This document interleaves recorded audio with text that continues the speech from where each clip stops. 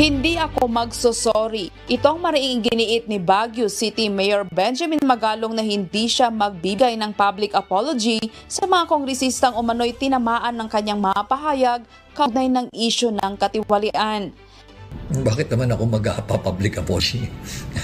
Bakit naman ako Sinabi ko na yan eh. Sinabi ko na yan eh. At the end of the day, I will not.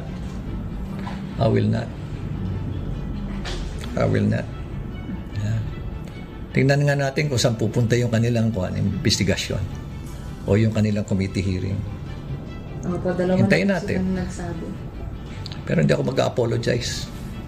Ayon kay Magalong, malinaw kung sino ang tunay na sumisira sa imahe ng institusyon, hindi siya, kundi mismo mga mambabatas na sangkot umano sa anomalya. Unang-una, hindi ako mag-apologize sa kanila. Sila dapat ang mag-apologize sa taong bayan sa kanilang mga pinaggagawa. Isipin mo, alam naman nila na marami sa kanilang kasamahan involved sa katiwalian. Pero nananahimik sila. Alam ko marami rin sa kanila matitino yan. Pero masama, pinabayaan lang natin. Nananahimik dahil nga ayaw nilang, kumbaga, nangyari sa kanila is tolerance.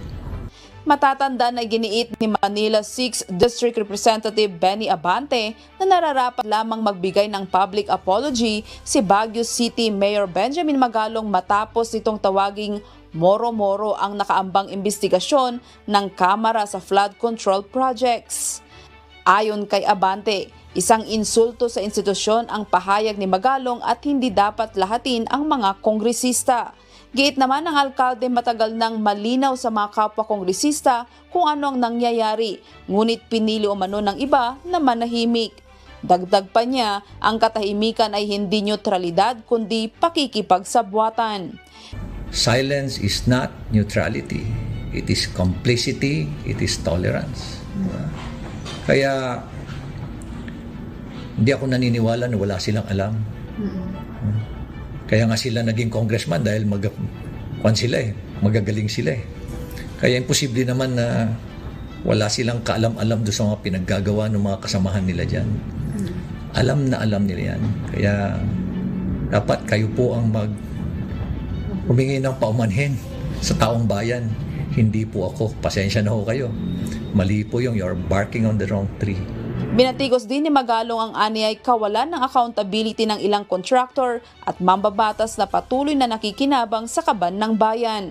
Partikular niyang tinukoy ang problemadong rehabilitasyon ng Cannon Road na sa kabila ng bilyong pisong inilaan ay nananatiling depektibo. Dagdag pa ng alkalde, apektado rin ang turismo at kabuhayan ng mga mahihirap dahil sa paulit-ulit na kapalpakan ng mga proyekto. Sa huli, nanindigan si Magalong na hindi siya matitinag at hindi kailanman hihingi ng tawad. Aniya, kung may dapat humingi ng paumanhin, yun ay ang mga opisyal na sangkot sa korupsyon.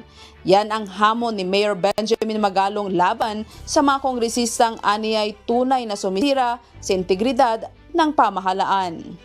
Grace Doctolero, UNTV News and Rescue. Diyos ang aming sandigan, serbisyo publiko ang aming pinahahalagahan.